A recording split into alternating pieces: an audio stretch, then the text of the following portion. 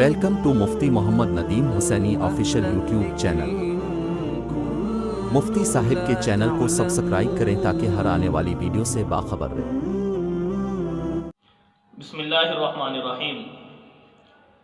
شروع اللہ کے نام سے جو بہت مہربان نہایت رحم کرنے والا ہے۔ الحمدللہ رب العالمین، تمام تعریفیں اس اللہ کے لیے ہیں جو تمام جہانوں کو پالنے والا ہے۔ الرحمن الرحیم، اور رحمان بھی ہے رحیم بھی ہے۔ مالک یوم الدین، قیامت کے دن کا مالک ہے۔ تو میرے دوستو، تین آیات آپ کے سامنے میں نے ذکر کی ہیں۔ تو پہلی بات یاد رکھیں، الحمد جو جملہ اللہ نے ذکر فرمایا ہے، اس کے شروع میں جو الف لام ہے ال، تو اس ال کو اللہ نے ذکر فرما دیا شروع میں، سمجھا دیا کہ پہلے لفظ سے اے انسان تمام کی تمام تعریفوں کی لائق ذات اگر ہے تو وہ پروردگار عالم ہے۔ اس وجہ سے آگے فرمایا رب العالمین ہے اللہ تعالیٰ، ٹھیک ہے۔ رب العالمین وہ ذات جو تمام جہانوں کو پالتے ہیں۔ جانوروں کا بھی ایک جہان ہے، انسانوں کا بھی ایک جہان ہے، کیڑے مکوڑوں کا ایک جہان ہے، سمجھائی، درندوں کا ایک جہان ہے۔ کتنی مخلوقات اللہ نے پیدا کی ہیں جو اس زمین و آسمان کے خلا کے اندر ہیں۔ اس کے علاوہ کتنی ایسی چیزیں جو ہمیں نظر نہیں آتی، وہ تمام کے تمام جہان، تمام کی تمام مخلوقات کے لیے اللہ رب العالمین نے روزی کا انتظام اپنے ذمہ لیا ہے۔ تو اس وجہ سے ہمیں اپنے رب العالمین کے سامنے جھکنا، اس کی عبادت کرنا ہم پر لازم ہے۔ آج انسان اپنے رب کے سامنے نہیں جھک رہا، اس کی نافرمانی میں لگا ہوا ہے۔ تو دوستو، جس کا کھانا اس کے عبادت بھی کرنا، مطلب جس کے نعمت استعمال کرتے ہیں اس کی عبادت کرنا بھی بندے پہ لازم ہے۔ کسی اللہ والے سے ایک شخص پوچھنے لگا کہ بھئی گناہ نہیں چھوڑے جاتے مجھ سے، کیا کروں، کوئی طریقہ بتاؤ۔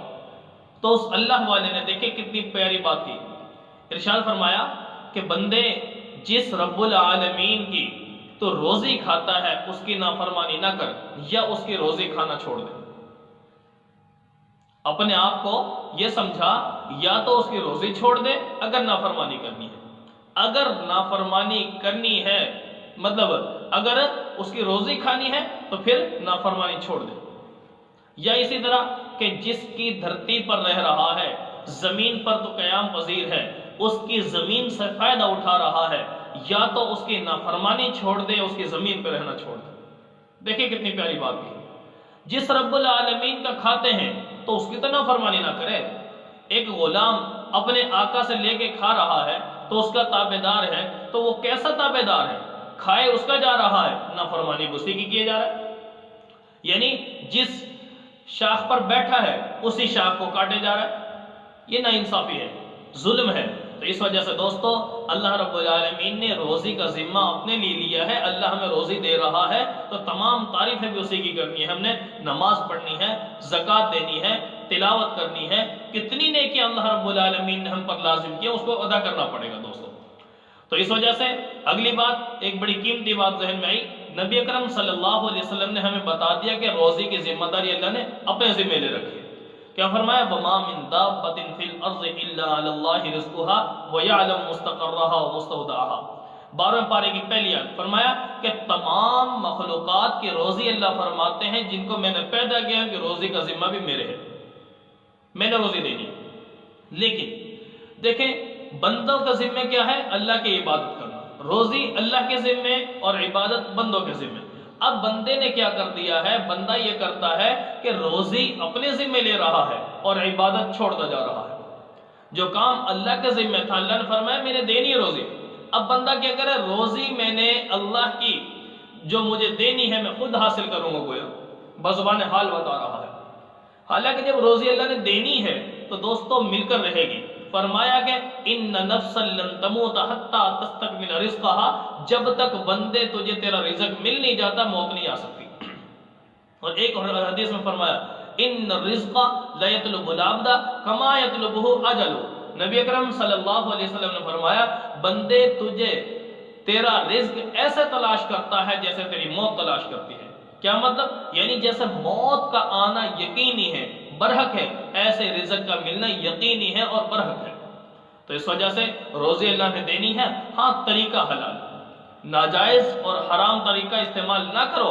ایک حدیث کا مفہوم ہے، پیارے نبی صلی اللہ علیہ وسلم فرمایا جو روزی اللہ نے طے کر دی ہے مل کر رہے گی، اس روزے کو حاصل کرنے کے لیے حرام طریقہ اختیار نہ کرو۔ حرام طریقہ اختیار کر کے جو روزی تمہاری قسمت میں ہے اس سے زیادہ تمہیں مل نہیں سکتی، اور حلال طریقے کے ذریعے سے تم اگر استعمال کرو گے، حلال روزی کھاؤ گے، تو ہو نہیں سکتا کہ تمہاری روزی کا دانہ بھی، ایک ذرہ بھی تم سے رہ جائے۔ جو قسمت میں لکھی ہے وہ مل کر رہے گی۔ فرمایا کہ جو تیرا ہے وہ تجھے مل کر رہے گا، جو تیرا نہیں کبھی نہیں مل سکتا۔ اس وجہ سے حلال اور حرام میں ذرا تمیز کر کے ہمیں چلنا ہوگا۔ تو دوستو، اس رب العالمین کی عبادت بھی کرنی ہے، اس کی روزی اور نعمتیں ہم ہر وقت استعمال کر رہے ہیں۔ تو اللہ رب العالمین سے دعا ہے کہ اللہ تعالیٰ اپنی تمام تعریفات کے لیے ہمیں قبول فرمائے، اور جو عبادات اللہ نے ہم پر لازم کی ہیں ان کو ادائیگی کی ہمیں توفیق نصیب فرمائے۔ وآخر دعوانا الحمدللہ رب العالمین۔ كانوا قليلا من الليل ما يهجعون وبالأسحار هم يستغفرون